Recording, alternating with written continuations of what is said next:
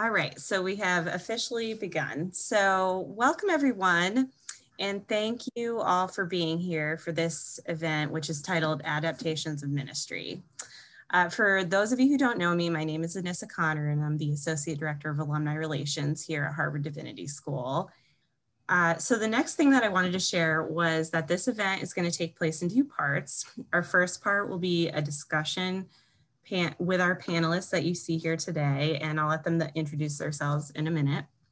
And at approximately 3:35 p.m. Eastern, we will pause and move into some breakout rooms where you'll be invited to join a smaller facilitated group discussion. And the discussion between our panelists will be recorded, obviously, and it will be something that we'll be able to share with you later, and we will end the recording right before we go into the breakout rooms. So with that, I would like to hand it over to Professor Stephanie Paulsell, who we're delighted to have here today, and she will be moderating our panel discussion and facilitating the rest of this first half of the event. So thank you so much, Stephanie. Thank you, Anissa, and thanks to you all for coming. It's really wonderful to see so many friends and former students and colleagues on the screen. I'm really honored to be here today with two colleagues in ministry, the Reverend Dr. Brandon Crowley and Rabbi Jeremyscher, who I know are known to many of you. How we're going to work this next half hour is that we're each going to quickly say who we are, what our HDS affiliation is, and then each of us will speak for about 5 minutes about the challenges and promises of this time. And then we'll have some conversation together and we'll wrap it up before 3:35 so we can get everyone into breakout rooms. So if I could just, Jeremy, Rabbi Sher, if you would mind introducing yourself. Thank you. Thank you very much. I'm just so privileged to be here. I'm Jeremyscher. I graduated from the Master of Divinity program in 2016. And I had the distinction and the honor of being the first rabbi to be ordained on campus right there in the Brown Room at Harvard Divinity School. So that was cool. HDS was a key part of my preparation for what I do today. And am I just kind of going into my opening, or? No, we're all going to introduce ourselves quickly and then I'll come back around. Thanks, Jeremy. Brandon, would you introduce yourself? Yes, thank you, Dr. Paulsell, and thank you to the Alumni Association for inviting me to share this afternoon. My name is Brandon Thomas Crowley. I am the senior pastor of the historic Myrtle Baptist Church in West Newton. And I'm also an instructor in ministry studies at Harvard Divinity School. And I graduated with my Master of Divinity in 2011. Thank you. So good to have you both. And I'm Stephanie Paulsell. I know many of you, had many of you in class. I've been teaching here since 2001. And I taught my first class at HDS the week of 9/11. So yeah, there have been a lot of difficult times in which we have come together as ministers and students of ministry to try to figure out a path forward, and we are certainly in one again. For the last little while, since the summer of 2019, I've been serving as the interim minister of the Memorial Church since Jonathan Walton went down to North Carolina to be the dean of Wake Forest Divinity School. And I'll be wrapping that up at the end of the spring semester. So Brandon, perhaps I could start with you. Each of us will speak for about 5 minutes, and then we will have some questions and conversation. So would you kick us off? Sure. Thank you. So I've been pastoring Myrtle for almost 12 years now. In about 5 months, it'll be 12 years. But COVID-19 has completely changed how I think about pastoring and how I practice ministry. And it's changed it in ways that I could have never predicted just 12 months ago. And I want to be honest that the idea of leading a virtual ministry was not something that I ever really wanted to do. Nor had I ever thought about preaching weekly to an empty sanctuary with no in-person services, the idea of worship being restricted to Facebook Live, Bible studies on Zoom, church ministry meetings via conference call, pastoral visits and counseling sessions over FaceTime, and socially distanced weddings, and restricting all funerals to graveside services with a maximum of 15 persons. These are all the sort of practical functions now of pastoring and ministering for me to the persons in my congregation in the midst of COVID-19. And to be truly transparent and honest, for a nearly 150-year-old historically Black congregation in New England, adjusting how we do ministry during COVID-19 has not been easy. Strict social distancing guidelines prevent me from being present with my members during some of the most difficult moments in their lives, which is a part of pastoring that I cherish, being able to walk with individuals through their life experiences.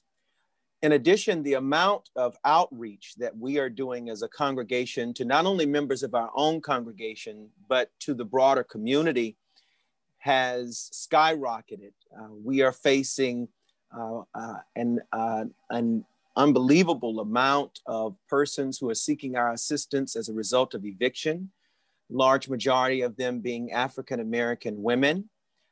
A number of our members are experiencing being laid off, and they are trying to figure out ways to pay bills. We have a card drive initiative at our church where when persons are in need, we don't hand them cash, but we give them cards so that they can get the resources that they need from various stores. And we also pay a person's utility bill or their rent directly to the company instead of giving them money. And our benevolence fund has we've been using more funds from that than we have in the last 12 years. Another thing with my congregation being a bit aged, we are trying to figure out ways of being in community and ministering to many of our members who are seniors who are dealing with loneliness and isolation. These are the difficult challenges where we've had to come together as a community, not me as this sort of dictatorial leader saying this is the vision. We're brainstorming together as a community to try and figure out how we can meet the needs of our constituents and not just put on a performance once a week that's streamed live on various platforms. However, in addition to the challenges, this time has provided an opportunity for us to re-envision worship, to refresh our liturgical practices, which some would say had grown stale with tradition. And it's also given us an opportunity to reimagine what it means to actually be a Black congregation, something that I find that we had sort of gravitated towards as an identifier. But through our intense Zoom Bible studies and just sort of thinking about the ways that God wants us to show up in the world presently, we've started the process of trying to not only redefine, but to figure out what it means to be a Black church, not only in the middle of a pandemic, but especially what it meant to be a Black church this previous summer and what that means ongoing. During this time, I think another aspect that I want to share is that my church is a predominantly a Black congregation, a historically Black African-American congregation in the city of Newton, which is a suburb of Boston. And considering the fact that the economic backlash of this pandemic has disproportionately affected African-American persons, it goes without saying that Black churches, much like mine, have had to fill in this gap for many of our Black congregants in the form of rent assistance, as I talked about earlier. And it is my humble assumption that as a result of the tense 2020 political climate in the past 4 years, colliding with this pandemic, many Black churches like mine have had to rethink what our mission really is and what it is that we've been called to do in the world. And for my congregation, we've attached ourselves to this idea that we are rekindling the pre-Reconstruction Black church notions of mission that are dedicated solely to the advancement of Black persons and advancing the Black struggle for freedom, justice, equality, and preserving the dignity of African-American peoples. And in that light, we've been very engaged and active as it pertains to social activism as a congregation, with voter registration, trying to make sure that the pandemic was not in any way standing as a block towards access to voting and getting registered to vote. So in our context, it's been a constant reimagining and rethinking and using our spiritual imagination to figure out what it means to be the body of Christ in a pandemic. Thank you so much, Brandon. Jeremy, how are you? Sure, thank you. Thank you very much, Professor Paulsell. I'm here on what's been known for thousands of years as Ohlone land, that for the past century and a half has been called Oakland, California. I am a hospital chaplain working in San Francisco, California, and you know, we've been in the news in terms of just, you know, we had really led the country in this region in COVID adaptation, and now we're in the opposite situation ever since Thanksgiving. So I will talk a little bit about my hospital ministry and how that's changed. I also run a little online congregation that I've been doing since 2018. So I've actually been doing a monthly online Kabbalat Shabbat Friday night service since 2018, with the idea of offering it to hospital patients who, you know, are confined to bed and wouldn't be able to attend an in-person chapel service anyway. So I've actually adapted that somewhat less, except that, you know, people are coming to it for lack of local alternatives. You know, just to talk about what it's like to be a hospital chaplain, there is there's always a little bit of danger to this work. There are always those patients who may have a contagious illness, and you put on PPE, personal protective equipment, go and visit them. That sense of danger is amplified for sure. So, you know, there is definitely a fear factor associated with going to work every day. On the other hand, I have been going to work, so I haven't been confined to home. I've been commuting, and, you know, when we have these stay-at-home orders, it's just a glorious commute over the bridge. There's no traffic. It's not all bad, but there's definitely that fear factor. Our hospitals have restricted visitation in order to reduce the number of people present in the building. And that has had a devastating effect on patients and their well-being. I don't oppose the policy. There's no particular way to avoid it, but it has been really, really hard for people.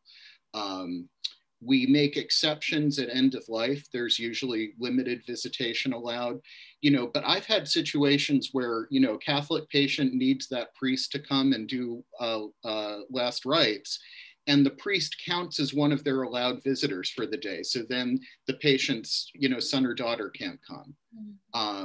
And it's going through hospital bureaucracies to try to get, you know, one additional visitor on a patient's last day of life has been, you know, has been something that chaplains have been called upon to advocate for. And then, you know, it falls to us to be that one person in the room. And I serve all religions of people equally. So I've done Jewish Vidui, which is something we do at end of life for people, but I've also, you know, held space for Christians and Buddhists and people of many different, and for atheists at both at end of life, and just, you know, people who are in the hospital for other conditions that have to live with these restrictions and can't have visitors. I had an acute rehab unit for a while, which is a place where people are learning to walk again after an accident or a stroke, that kind of thing. And they could be there for, you know, a good month or more. And to be in rehab for that number of weeks without family visitors has just been really, really hard. And it falls to the chaplain to, you know, to provide that human companionship that they're missing because of the pandemic-related restrictions. So, you know, so that's been challenging. We are doing more phone and Zoom visits to COVID patients as well than we did in the past. And, you know, as my colleague Brandon said, you know, in our field too, that's been a challenge to adapt to, how to hold space, where physical presence has been so important to creating that feeling of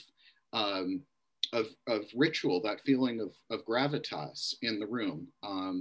You know, how to do that over Zoom or worse over the phone has been challenging, and we're, you know, adapting as we speak. We're just, you know, working on that. Prior to my hospital work, I did street chaplaincy, working in Oakland and San Francisco with our neighbors who are unhoused. And the established programs I was working with have closed. So those services are simply not being provided in the same way at all.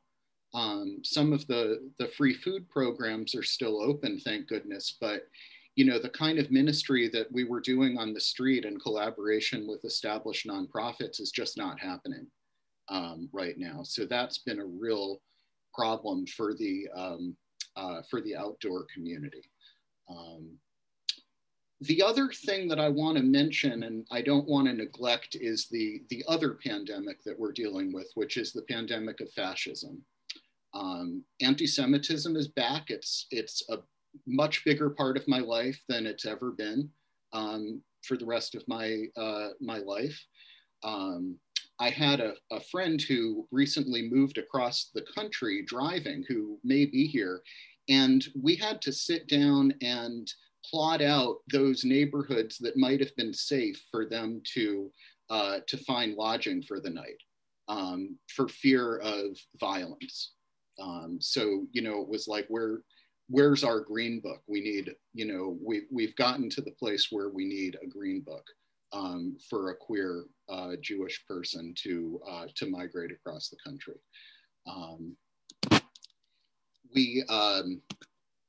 You know, we have what my brother calls the new right that is coming up, that is very scary and based in a lot of anti-Semitic conspiracy theories. And we're having to, you know, in the Jewish community, we're having to adapt to that. We're having synagogue vandalisms, people with swastikas on their house. So, you know, I'll leave it there.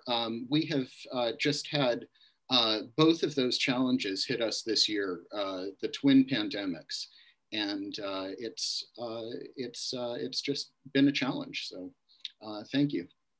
Thank you so much, Jeremy. I don't want to add too much because I want us to get to our conversation, but when we were planning for this, we did talk about the many sort of interrelated, interlocking pandemics that are happening now, the violence, police violence in particular against Black and brown people, the steady encroachment on democracy by an authoritarian, and then COVID-19.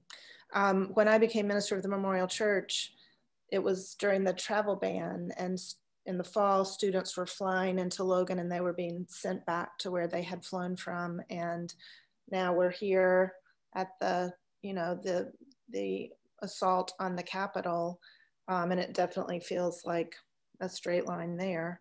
But as a professor who's become a minister, I was saying this to Dan Smith the other day, my respect for what the ministers on this call do has just increased exponentially, because even before COVID-19, I feel that with all that was happening, I just had to learn to move faster. I like to agonize over everything and agonize over every word. And fortunately, there's a member of the Memorial Church staff who used to be a print journalist, and he's used to, you know, tearing it up at the last minute and starting over. So, you know, when many times, as I'm sure you all did too, I had to throw out a sermon, you know, 24 hours before I needed to preach and start over again, or, you know, my colleagues had to redo the liturgy, or I've had to learn to be a little quicker on my feet. And I hope that's a skill I'll be able to take with me, maybe back into my classroom, into my work at the Divinity School.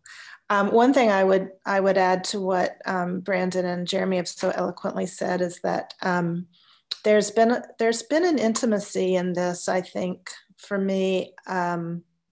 We were always on the radio, and we've stayed on the radio rather than doing Zoom worship or anything where we're on the screen. We're like a podcast church. We're like a voice in your ear, and so now we worship with our congregation.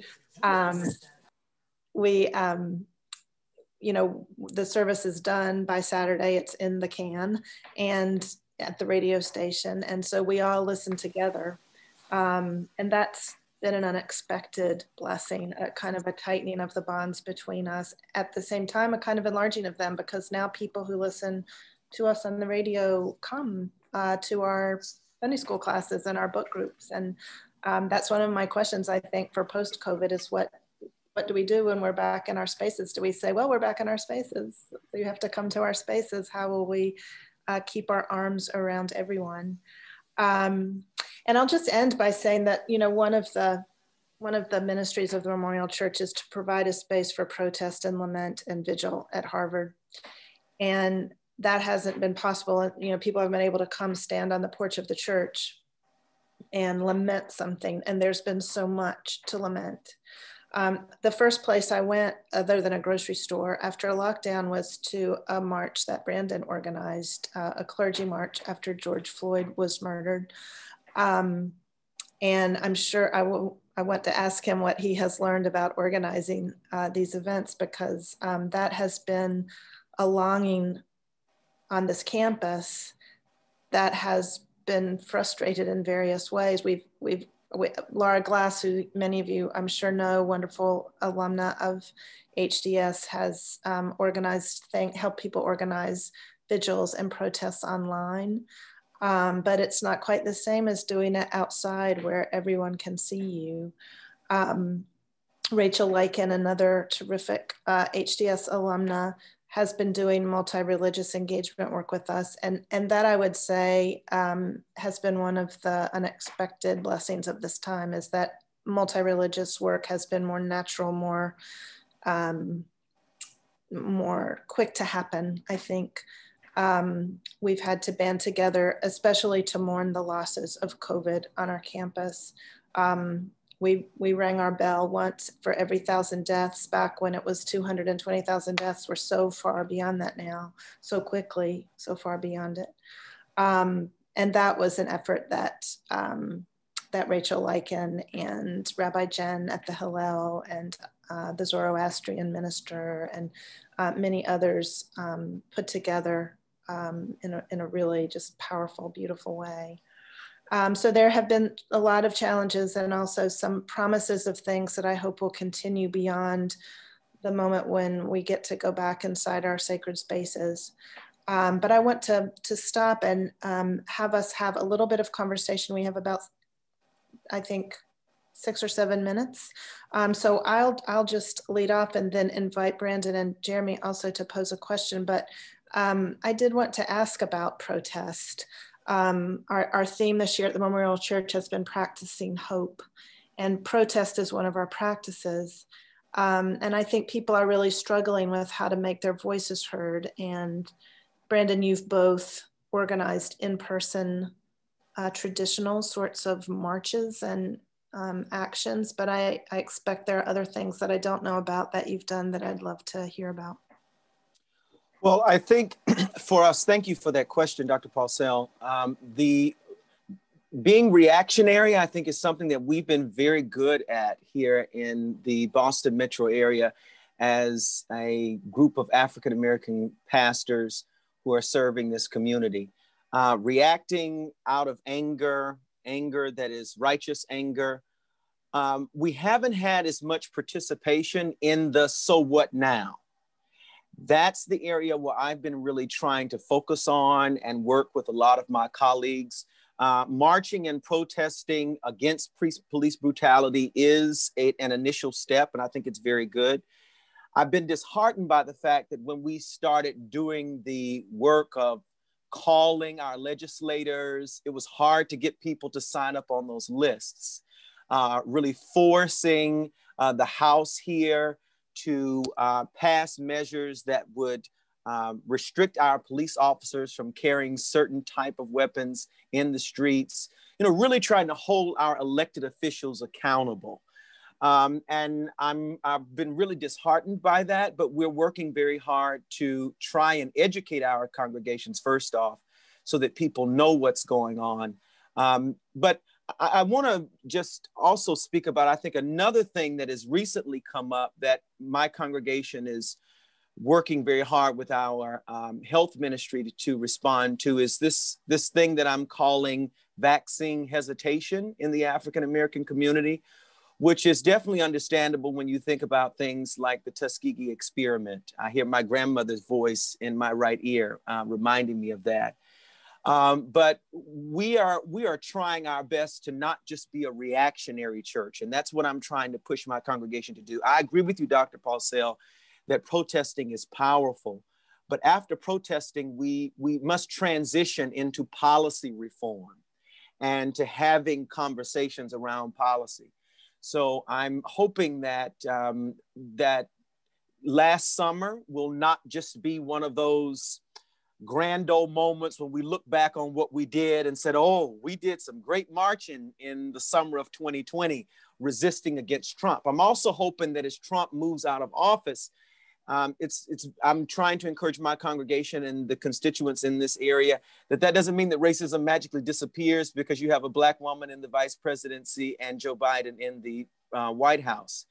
That racism in America is systemic, and it's going to take intentional work to redeem this country, to redeem the soul of this nation, if it is redeemable. The last thing I just want to say, and then I'll stop talking, is one of the biggest challenges for me, and I'll say this as a ministry studies instructor because I'm teaching my students about this all the time and I'm a hypocrite a bit, and that is the maintenance of pastoral boundaries during this time has become a huge challenge. People feeling the calls are coming at all time. And then I feel guilty that sometimes I'm watching Netflix when maybe I haven't responded to that email. Just self-care has become something that has been put to the side. And I also feel guilty often of being middle class and pastoring a middle class church and feeling as if that privilege should push me to just overextend myself. But pastoral care in the form of the pastor taking care of the pastor's self, or the spiritual leader taking care of herself, I think is something that we're going to have to revisit and talk about in the future, because perhaps some of us have developed some very unhealthy practices around overextending ourselves. I know that I have, and I'm trying to work that out with my therapist. I wonder, Jeremy, if you might speak to that too. I mean, I think of, working in the hospital and holding a lot of pain, a lot of sorrow. How are you caring for yourself? We hospital chaplains have to think about this all day, every day, or else we burn out in 2 weeks. So, I've actually sort of found my training useful during this time period. I don't do anything particularly different in self-care, except that I do more of it. But, making a clear line between the workday and my own life is easier for me than I think it is for a lot of pulpit clergy. just because when I'm not at work, I'm not at work. On the other hand, I do overnights, and I sleep when they let me. But those boundary lines are a little bit clearer in my field. I do want to talk about protest and Black Lives Matter just a little bit. We've had a lot of protest activity here in Oakland. I made the decision that is unusual for me, that I did not go to in-person protests outside of my car, because I didn't feel like it was fair to my patients to put them in danger potentially that way. But I've done a lot of car caravans, so I've done a lot of driving around Oakland honking my horn with Black Lives Matter signs. The conversation around Black Lives Matter, I'll speak only for myself, I have found monumentally difficult to have in the Jewish community. That would be a whole other session, so not to go into it right now, but it's been a very, very hard conversation. We need to do a lot more thinking about Black Lives Matter in our community. Well, I'm so sorry. And Nissa has given me the warning. And I think that, it's so important to have enough time for people to talk to each other. But I hope this has whetted your appetite to talk to each other and has given you some questions and some themes to go into the breakout rooms with. I think I probably speak for Brandon and Jeremy both to say that we'd love to hear from you if you had further questions or wanted to talk further. It's just a joy to see everyone. It's a privilege to be a part of this far-flung community. And we really thank you for being present with us today. Thank you. Thank you, Stephanie and Brandon and Jeremy. This has been a very timely discussion by Brandon. Brandon and Stephanie, I know, need to drop off in a minute. But yes, we are at that time where we're going to transition into our breakout groups. And I just also want to say thanks again to our panelists and to everyone for joining.